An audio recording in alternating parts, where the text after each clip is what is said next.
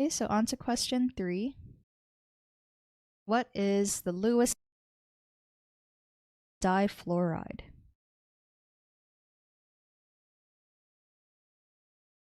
Okay, so when finding the Lewis structures, I like to first write out the total valence electrons in the molecule. So in the case of krypton, there are 8 valence electrons. And in the case of fluorine, each fluorine atom has 7 valence electrons, and since there are 2 of them, we'll multiply this by 2 to get 14. And then when we add it all up together, you have 22 valence electrons.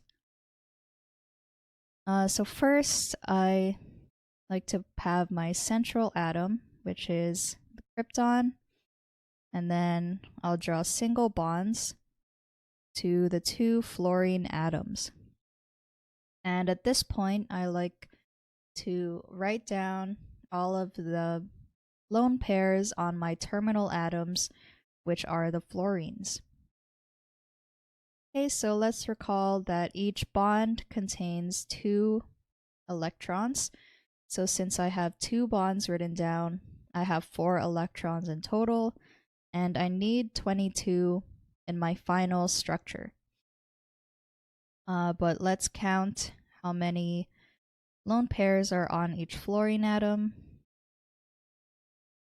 3, 4, 5, 6. 1, 2, 3, 4, 5, 6. And then if we count how many electrons we have written so far, we have 6 on each fluorine and then 2 in each bond. So pretty much 8 times 2. So we have 16, but we need 22 in total. So now I'll just draw all of the extra electrons on the krypton. So starting from 16, we can count up to 22.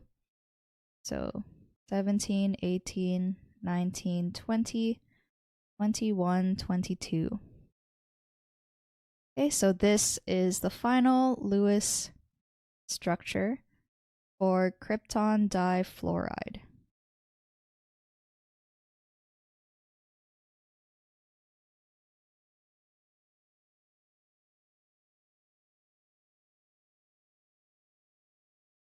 Okay, so the junior tutor said, krypton difluoride, or KrF2, is a chemical compound of krypton and fluorine. It was the first compound of krypton that was discovered. It is a volatile and colorless solid with a molecular structure of linear. When reacted with strong Lewis acids, it forms salts of KrF+ and Kr2F3+ cations. Krypton difluoride is a good source of extremely reactive and oxidizing atomic fluorine. For its synthesis, krypton difluoride can be synthesized using many different methods, including electrical discharge, photoionization, hot wire, and proton bombardment. It can be stored at -78 degrees Celsius without decomposition. Its Lewis structure is illustrated below. Yep, so they have the same structure as I do. From the figure at the top, we can say that the central atom has 3 lone pairs and 2 bond pairs. Hence, its steric number is 5, and the electron geometry is trigonal bipyramidal. Yep, so this solution is correct.